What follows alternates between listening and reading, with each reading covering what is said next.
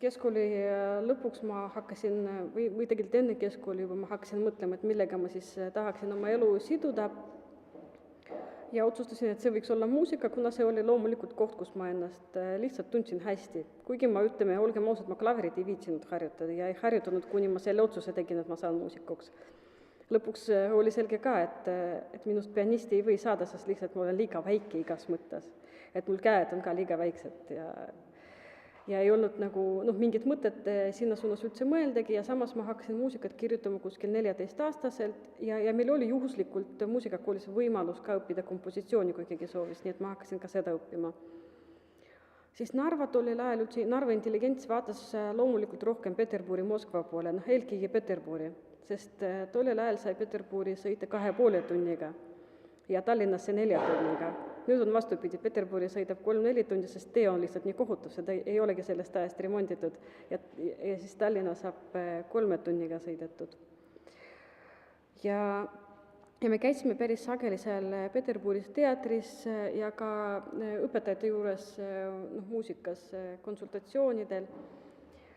Ja siis see oli minu jaoks et üks koht mõelda, et kuhu suunda ma siis lähen, et mul oli, vanaisa oli Eesti juurtega, et siis mul oli võimalik Eesti kodakondsus saada ja samas ma ei pidanud seda sama, kui ma ei soovinud.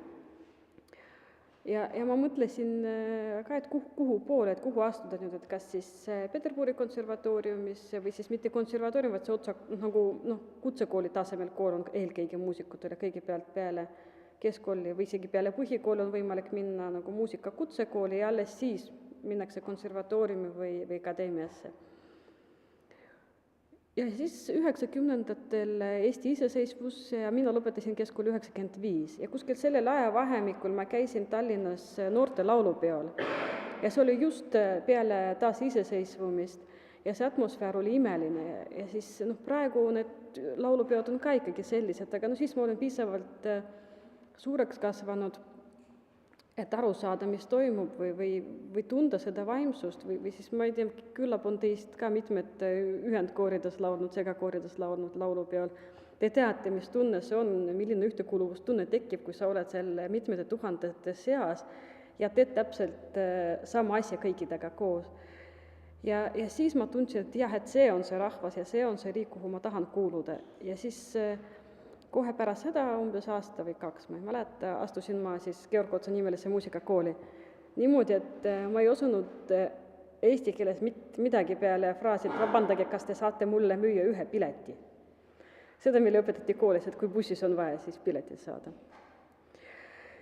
Ja rääkimata sellest, et meile õpetati ja ma ei tea, kas praegu ka väga arhailist keelt iseenesest, et kuidas läheb näiteks sellisest sõnaühendist ei saanud ma aru, sest meile õpetati, kuidas käsi käib. Et kui küsiti minu käest, kuidas läheb, siis ma mõtlesin, et küsitakse, et kuhu ma nüüd lähen. Aga kõik igatahes suhtusid väga positiivselt sellesse, kui ma püüdsin eesti keeles rääkida, eesti keeles konspekteerida. Alguses ma panin lihtsalt kirja, need sõnad, mida ma suutsin tuvastada selles loengus, sest kõik oli eestikeelne õppe ju.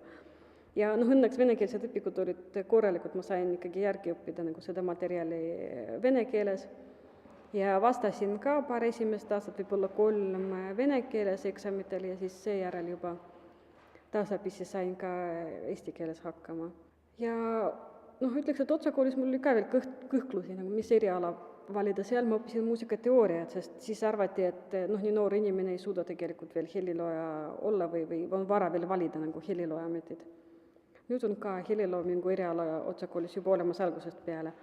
Aga siis ma õppisin muusikateooriat ja siis kirjutasin muusikat, see ei tulnud üldse väga kergesti, see muusika kirjutamine. Minu ettekujutus enne seda sellest muusika kirjutamisest oli teistsugune.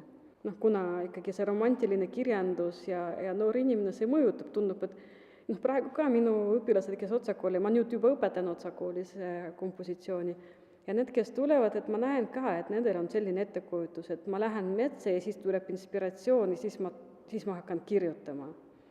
Tegelikult inspiratsioon ei tule, kui sa tööd ei tee. Et sa teed väga palju tööd ja siis võib-olla vahepeal tuleb ka. Või siis inspiratsioon ei ole üldse selline, nagu seda romantilises kirjanduses kirjeldatakse. Et heliloo ärkab keset tööd ja hakkab paaniliselt kirjutama. Seda juhtub, aga seda juhtub iga heliloo elus 5 korda.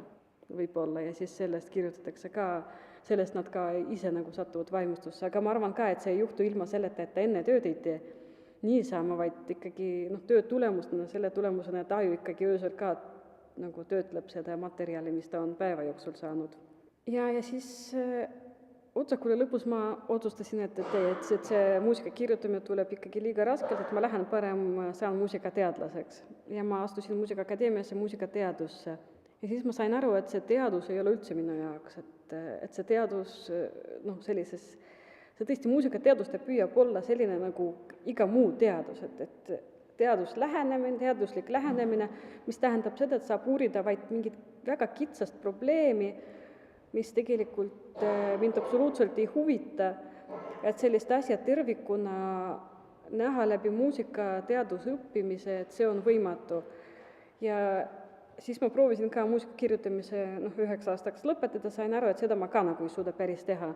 Ja siis ma vahetasin jälle kirjaala teisel kursusel ja siis läksin ikkagi juba otsejoones sellega edasi, kuna minu õpetaja Helena Tulve, tema jagas väga minu selliseid esteetilisi eelistusi, sellist arusaama muusikast, mis minul oli, või sellist julgust kirjutada sellist muusikat, nagu ma enda sees kuulsin. Pigem tuleks keskenduda sellele, et otsida elus mingi koha või mingi tegevuse, kus sa oled õnnelik ja see ei pruugi olla selline kuulsus või edu, kus sa siis ennast õnnelikuna tunned. Et ma tunnen ühte inimest, kes on saanud korraliku ökonomisti hariduse ja praegu tegeleb ehitusega.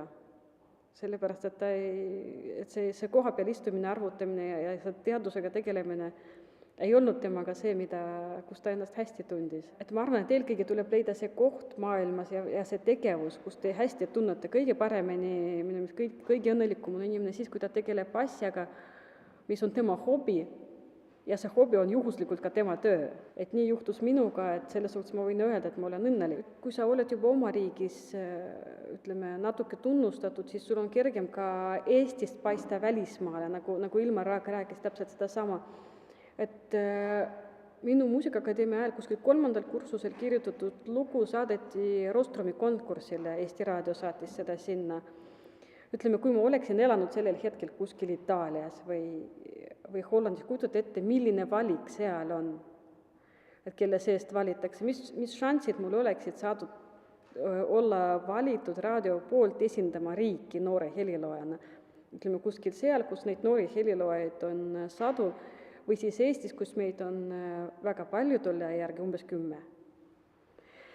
Et siis mind valiti ja ma sain sellel konkursil 3. koha ja see andis ka mulle enesekindlust ja sellist kindlust, et see on nagu õige suund, kuhu ma lähen. Et kui ma tahaksin praegu, teoreetiliselt, kui ma tahaksin praegu kuskile mujale kolida, et ostad lennupileti, üürid korteri, mis siis ikka, et see ei ole üldse raske.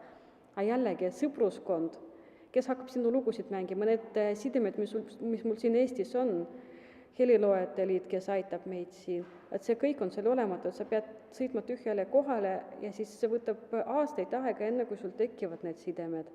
Et see on võimalik kõik, kui väga tahta. Et kui tõesti on siin olukord nii halb ja masendav, et midagi ei jää üle, et siis ma usun, et see oleks kõik võimalik, aga see on väga raske, et palju kergem on tegelikult olla siin ja siis käia vahepeal ennast harimas kursustel kas või siis festivalidel.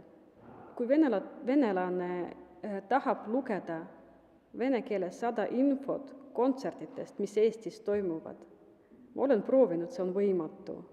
Kui venelane tahab teada, mida teevad Eesti heliloojad, ta ei saa, kui ta ei oska eesti keelt. Aga tegelikult võiks ju tutvustada kõigepealt kultuuri, panna huvitudma kultuuri vastu, ja siis tekib huvi ka keele vastu, mitte vastupidi, et õpetame nagu sunniviisiliselt keelt ja siis neil on võimalus kultuuriga tutvuda. Selleks ajaks nad enam ei taha mingit kultuuri.